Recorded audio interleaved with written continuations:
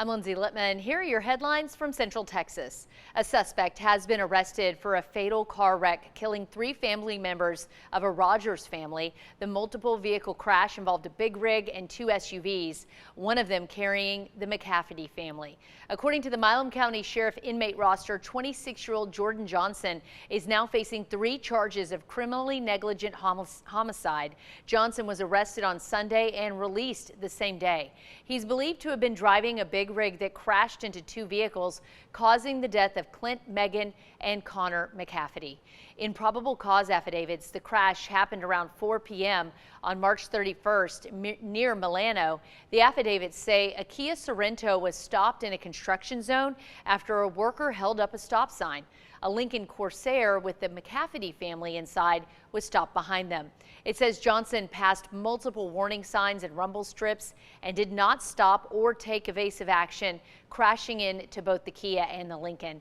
The 3 McCaffertys were pronounced dead at the scene. They left behind one surviving member of the family, 9th grader Kelsey McCafferty, who was not with her family at the time of the crash. Several groups gathered at the federal courthouse in Waco to once again protest the release of Noe Guerrero and Erica Rodriguez. Guerrero was arrested last month after allegedly failing to show proper paperwork to authorities, while Rodriguez was arrested on her way to work.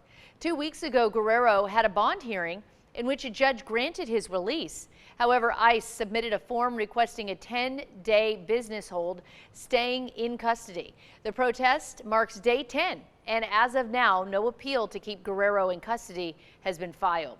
However, Guerrero's attorney, Annalie Looper, says she's worried even if ICE doesn't appeal, Guerrero will still be kept in custody illegally.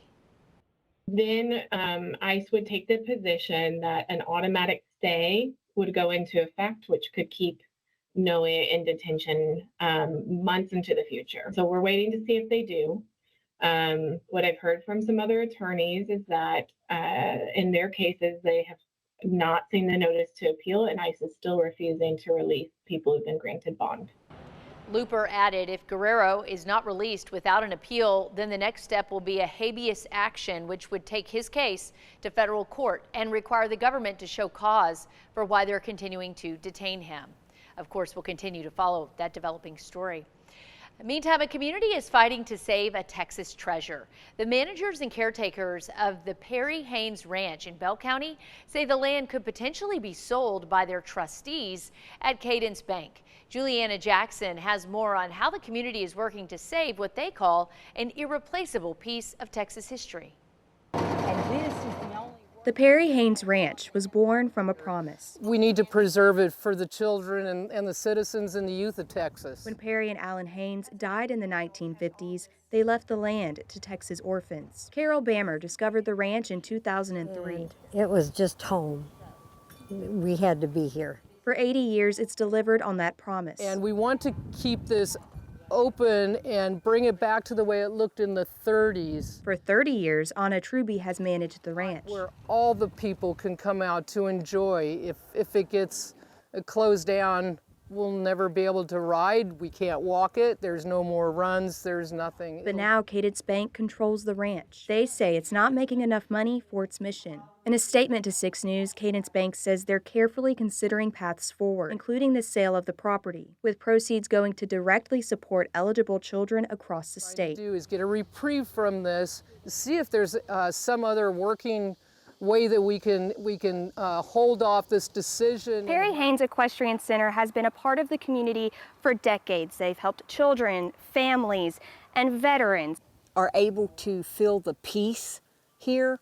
It just gets in your blood. BJ Stone takes care of the ranch and says this is their attempt to save public access. This weekend's Cowboy Gathering isn't just a fundraiser, it's a last chance. And we need to work together as a community to keep it in place for our children, our grandchildren, and future generations. The ranch caretakers are asking the public for their help. To keep it open for citizens to enjoy and to keep it for the Perry Haynes Trust.